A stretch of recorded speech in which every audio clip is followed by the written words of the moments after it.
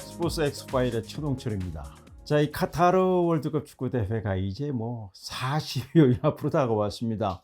11월 20일에 개막해서 결승전이 12월 18일에 열리게 되어 있습니다. 과연 우리나라가 10회 연속 월드컵 본선에 진출했는데 우리가 10번 연속 그 월드컵 본선에 진출한 나라는 6개국밖에 되지 않습니다. 자, 지금 유럽에서 두고 있는 우리나라 선수를 과연 그 손흥민, 김민재, 또 황의조, 황인범, 또 독일 분데스리가에서 두고 있는 이재성 선수. 자, 그래서 오늘은 말이죠, 여러 가지 축구에 관련된 카타르 월드컵 축구에 대한 그 얘기를 좀 들어보도록 하겠습니다. 장지현 해설자를 좀 전화 연결해서 여러 가지 얘기를 들어보도록 하겠습니다. 전화가 가고 있는데. 여보세요. 아이고, 장지현 해설자. 반갑습니다. 예, 선배님. 예. 요즘 바쁘죠? 예, 조금 바쁩니다. 바쁘죠. 제가 보니까 여러 방송에서 해설하느냐고. 잠을 제대로 못 자겠어요. 새벽에 경기가 있어가지고. 아니, 잠은 고정적으로 제가 좀 유럽 시차라서요. 그렇죠. 네, 그래서 아침에 자고 오후에 일어납니다. 아, 그렇군요. 그러니까 예. 우리나라 시간으로 새벽에 이제 열리니까. 예. 그렇군요. 자, 이제 관심은 이제 카타르 월드컵 축구 대회가 이제 40여일밖에 남지 않았잖아요. 예, 벌써 그렇게 됐네요. 네, 예. 그렇게 되는데 11월 20일에 개막하게 돼 있는데 그 우리나라 선수들 어떻습니까? 지금 유럽에서 뛰고 있는 선수들. 유럽에서 뛰고 있는 선수들은 일단 김민재 선수는 계속 좋은 활약을 해주고 있고요. 네네, 나폴리에서. 네. 예, 손흥민 선수는 이제 한 경기 해트트릭을 했지만 아직 이제 골이 좀 지난 시즌처럼 잘 터지진 않고 있는 지금 상황이죠. 그렇죠. 네. 지금 예. 그 3골 레스터 시티와의 경기 때 해트트릭 이외에는 도움 예. 2개를 기록하고 있더만요, 지금.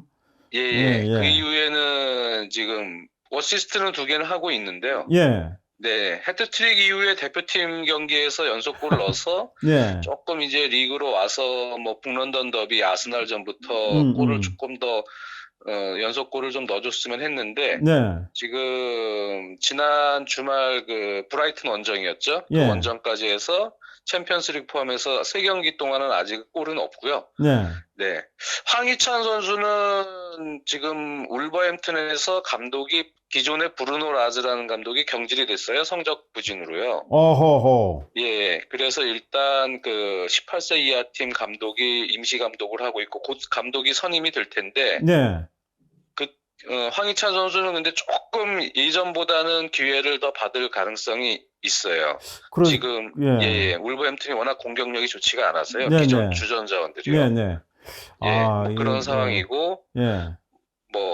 그렇습니다. 이재성 선수는 마인츠에서 지금 계속 잘 뛰고 있고요. 선발로 최근에는 지난 경기 선발로 뛴 걸로 알고 있고요. 네. 네, 교체도 나온 적이 있지만 네.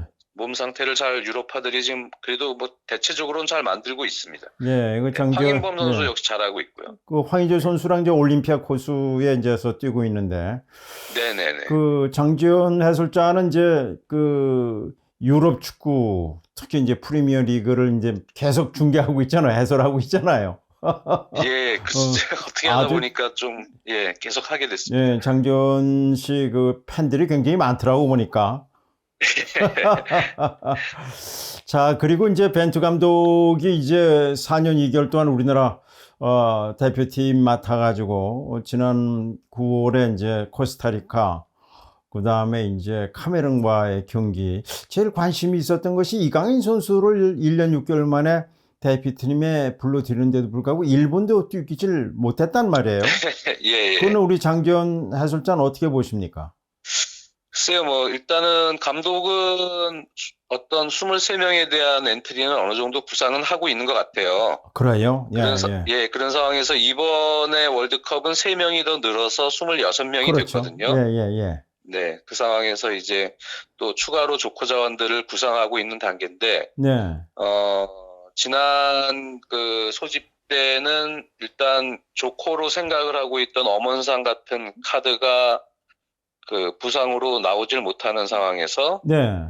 예, 뭐 강원의 양현준 같은 선수도 뽑았었고요. 그렇죠. 양원준, 예, 그 예. 그리고 20살이죠. 이강인 예. 선수도 이제 최근 리그에서 또 몸 상태가 좋고 네, 예전보다 지금 활약이 좋기 때문에 이강인 선수를 불러들였는데 일단은 기존의 베스트 11에 대한 어떤 구상과 또 거기서 몇 명 교체 투입할 수 있는 정도의 상황에서의 구상에는 일단은 이강인 선수는 그렇게 지금 비중 있게 들어가 있는 것 같진 않아요. 아, 네, 그렇군요. 네네. 워낙 그동안 계속 비슷한 멤버들로 계속 예. 담금질을 하는 단계의 어떤 축구를 오랜 기간 유지를 했기 때문에 네네. 그 틀을 이렇게 크게 바꾸고 싶어 하진 않는 것 같고요. 네. 네. 그리고 또 카메룬전 같은 경우는 우리가 그동안 대표팀에게 계속 무실점 경기를 계속 못했기 때문에 네. 후반 들어서 우리가 코스타리카전 때 체력 소모가 좀 많았고 카메룬전 때 후반에는 선수들이 체력적으로 좀 지치면서 뒤로 네. 많이 그 라인이 좀 밀리고 카메룬이 또 압박을 시작했기 때문에 네. 아마 무실점으로 1대0 승리를 그대로 좀 지키는 결과를 마지막 평가전에서 한번 하고 끝내고 싶은 생각도 있었던 것 같아요. 그렇습니다. 그러다 보니까 예. 이제 아무래도 뭐 골을 넣어야 되는 상황에서 필요한 네. 이강인 같은 카드를 실전 테스트로 쓰지 못하고 네. 네, 안전하게 관리해서 이기는 경기를 하는 교체로 네. 마무리를 하지 않았나 생각이 드는데 아마 네. 팬들 입장에서는 상당히 아쉽죠. 그렇죠. 이강인 선수가 예, 나오질 예. 못했기 때문에. 네, 예, 어떻게 보면 그 카메르는 우리가 월드컵 본선에서 마주칠 그 가나를 그 대비해서 카메르를 불러들인 거 아니겠습니까? 그렇죠. 예, 근데 예. 가나가 요즘 보니까 귀화 선수를 많이 있다고 그래요. 어떻습니까? 가나 팀의 그 정보는 좀 가지고 계십니까? 가나 같은 경우는 일단 그 오토아도 감독이라는 감독인데요. 네네. 근데 전술적으로는 그렇게 그 상당히 좋은 축구를 하는 팀은 아니에요. 아, 예, 예, 예. 네네. 그런데 최근에는 그래도 조금씩은 나아지고는 있는 편이긴 한데 네. 기복이 좀 있고요. 네. 그리고 그러다 보니까 이제 본선을 앞두고는 좀 성적을 내야 된다는 압박 속에서 지금 가나 출신의 이중 국적자들을 네. 많이 지금 귀화시키려는 그 움직임을 계속 여전히 하고 있고 또 최근 평가전에서는 예. 그 아틀레티코 빌바오라는 그 라리가 클럽에 예.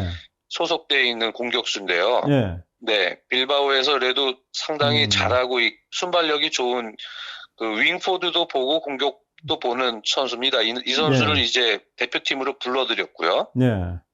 네, 예. 그리고 타릭 램프티라는 선수도 그 브라이튼에서 상당히 빠른 오른쪽 윙백인데요. 브라이턴에서. 예. 네네네. 그 선수도 또 불러들였어요. 네. 자, 네네. 우리가 꼭 그 카타르 월드컵에서는 꼭 가나를 이겨야 되는 거 아닙니까? 우루과이, 포르투갈. 가나는 잡아야 되는 잡아야 팀이죠. 되잖아요. 네네네. 예, 이런 점에서 우리 그 장지현 해설자가 보기에 그 베스트 11을 어떻게 구성할까? 그 장지현 해설자가 보는 벤투 감독의 베스트 11을 어떻게 보고 계십니까? 지금 단계에서는 뭐 팬들도 거의 느끼시겠지만 네네. 플랜 A에 대한 구상은 비슷한 구상들을 계속 해왔기 때문에 네.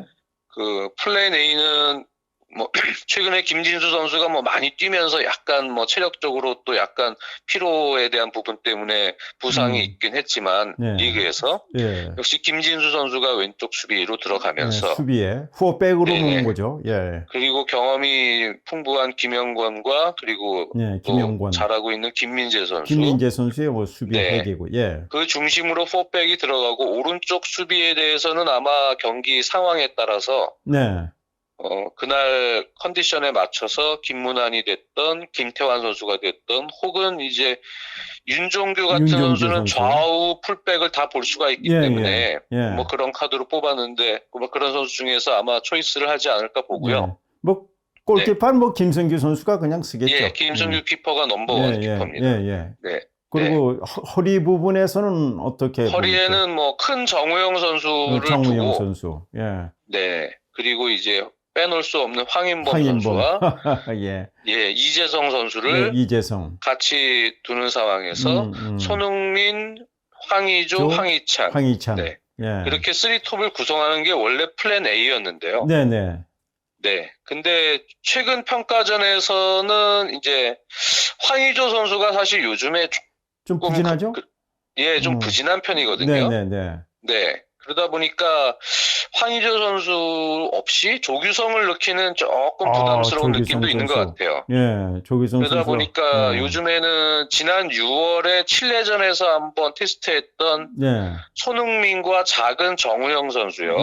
그 선수의 투톱 카드를 테스트를 했었는데 이번에 또 한번 그 카드를 테스트를 했거든요. 예.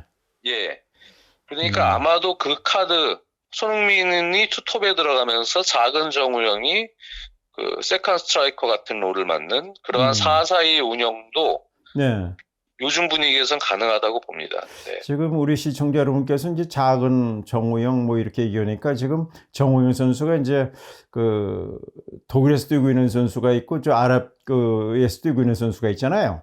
그 선수를 그걸 좀 설명을 해 주십시오.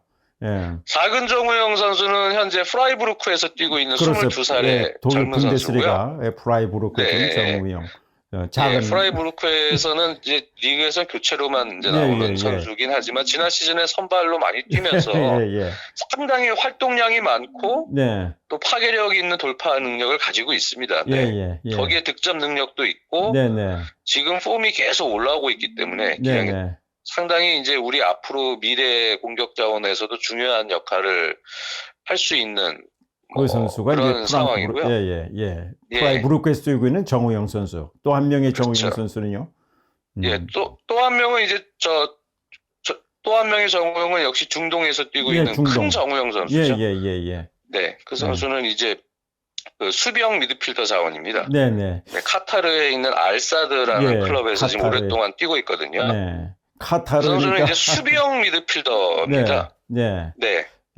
그래서 전형적으로는 뭐 우리나라의 공격 방식이 센터백이 이제 벌어지면서 이른바 1차 빌드업, 후방에서부터 후방 빌드업이 들어가는데 그때 이제 센터백 사이로 내려오면서 큰 줄기에 오른발 패스도 넣어주고 공격의 시작점이 되는 그러한 패스 연결과 또 그다음에 센터백을 보호해주는 그러한 수비 역할을 맡고 있죠. 근데 정우영 선수가 아무래도 수비형 미드필더에 특화되어 있다 보니까 그 공수 능력을 좀 다 갖춘 유형의 선수, 수비도 잘하면서 공격 지원도 잘하는 선수가 좀 필요하긴 했거든요.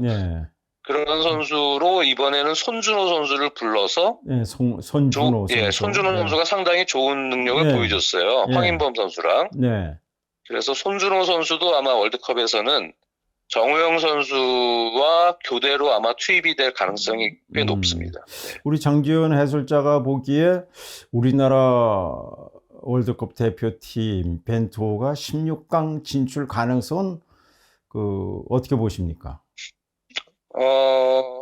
글쎄요, 뭐 심정적으로는 뭐 16강, 8강까지 갔으면 좋겠고요. 가능성이 없는 건 아닌데 사실 냉정하게 냉철하게 확률적으로 보면은 저는 개인적으로는 한 35% 정도 보고 있거든요. 그래요? 그것밖에 안 돼요?